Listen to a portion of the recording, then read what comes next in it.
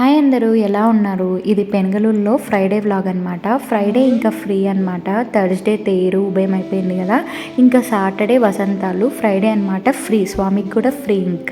ఇంకా మేము ఏంటంటే అందరం కలిసి చుట్టాలతో బయటికి అయితే వెళ్తున్నాము. పెనగలూరు నుంచి బ్యాక్ సైడ్ వెళ్తే ఎన్ఆర్పురం అనేది అయితే ఉంటుంది.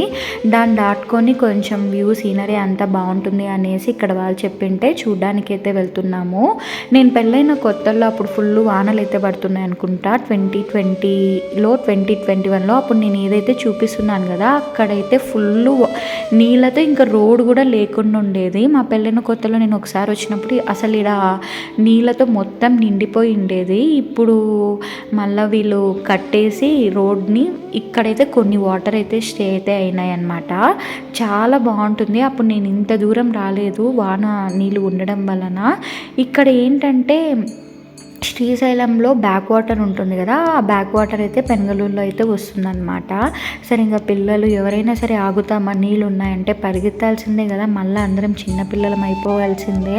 అసలు ఎంత బాగుండిందంటే క్లైమేట్ మేము వెళ్ళినప్పుడు ఆకాశం అయితే కొండలకి తాకుతున్న ఫీలింగ్ అయితే వస్తుంది. చూసారా, వాటర్లో కూడా మేఘాలు అయితే ప్రతిబింబిస్తున్నాయి. అంత బాగుంది. చల్ల చల్ల గాలి భలే ఉన్నింది. అసలు ఏదైనా కానీ పల్లెటూరులో ఒక కొన్ని డేస్ ఉంటే చాలా ప్రశాంతంగా ఉంటుంది. హడావిడి లేకుండా, రష్గా ఉండకుండా, స్లో బిగినింగ్స్, స్లో స్టార్ట్ అవుతుంది డే అంతా. చాలా హ్యాపీగా అనిపిస్తుంది. ఉన్నన్ని డేస్ అసలు ఎలా అయిపోయినాయి అంతే అనిపిస్తుంది.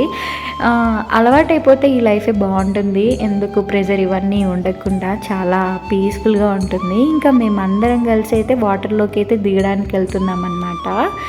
వాటర్ చూడడానికి లోతు తక్కువే అనిపిస్తుంది, కానీ మధ్యలో అయితే చాలా ఎక్కువే ఉన్నాయి. మేము వెళ్ళలేదు. అండ్ దట్టు ఇసుక బంకమట్టి అన్నీ ఉండడం వలన ఏడన్నా లోపల ఉంటుంది గూబి అనేసి మేమైతే దిగలేదు. ఇంకా మా తన్వికమ్మ పరిగెత్తాలనేసి, సో దాని సంతోషం కోసం ఇలా కొద్దిసేపు అయితే ఆడుకుంటూ ఉన్నాం మేము.